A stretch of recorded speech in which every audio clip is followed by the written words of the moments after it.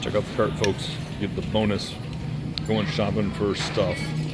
Well, some of this stuff is going in other things, but some of it is per the Knuckles request of everything has to be purchased at, that's right, the used food store. Hold on a little later, just to prove it. It is me shopping at the Aldi's. Okay, back in the apartment, folks. We are, you saw the prelude, me shopping around the Aldi's. Well, this is the haul.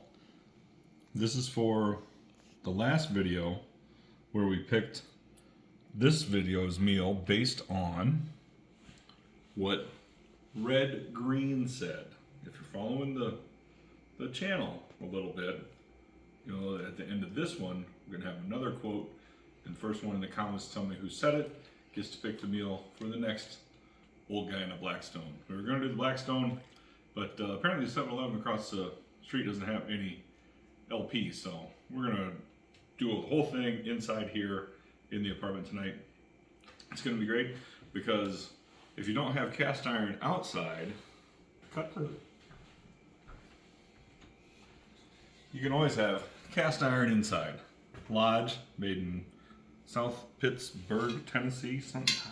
See, so I kind of turned this thing on already, so it's pretty warm. So I'm kind of a moron. But we got this in the lid, went up to Bass Pro Shops, Arundel Mills, Maryland. So did everyone else. What I can't really figure it out. The Saturday after Thanksgiving and like what people are Christmas shopping or something when it's a sunny day out. Didn't make any sense to me. We only spent about an hour to get there, about half an hour to find a parking spot, an hour there, and probably an hour back. But we did get to see a lot of kind of eastern, mid-southern Maryland, kind of like the middle of Maryland, between Baltimore, Annapolis, and back here in Brandywine. So I'm not going to go into all this. You can guess what the meal is going to be. You'll see the finished product, see what we've got, and we'll go from there. All right, folks. Well, we're back, folks. So you can see all those ingredients came into one pan. That's that new Lodge we showed you with the lid. So notice I'm grabbing this with the pot holder. This has been out of the oven for, we let it rest for 10 minutes, and then I took the lid was off of it cooking for about 45 minutes of the hour and 15-minute cook. So that was at 375, and there it is. Look at that. Steam coming off of that guy. That's a beef pot pie. So this is, I left this in the oven at 375, just off of the pan to put that back on and keep that hot. And we got a nice little steam show out of it too. So make sure you got a pot holder to put that on when you're done, just in case. So this is it. That chuck roast, dice that up, put everything in the pan with those gold potatoes. That was, the cameraman was giving me funny signals. I don't know what those are. Cut it, she says. So, that pie crust. So you'll notice that the pie crust I looked at after was for a 9-inch, and this is a 12-inch, so you only got like the pot pie over the top on the edge.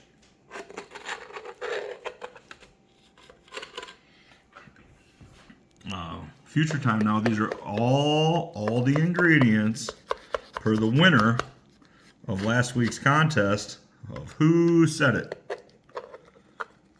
I think we got. Stop.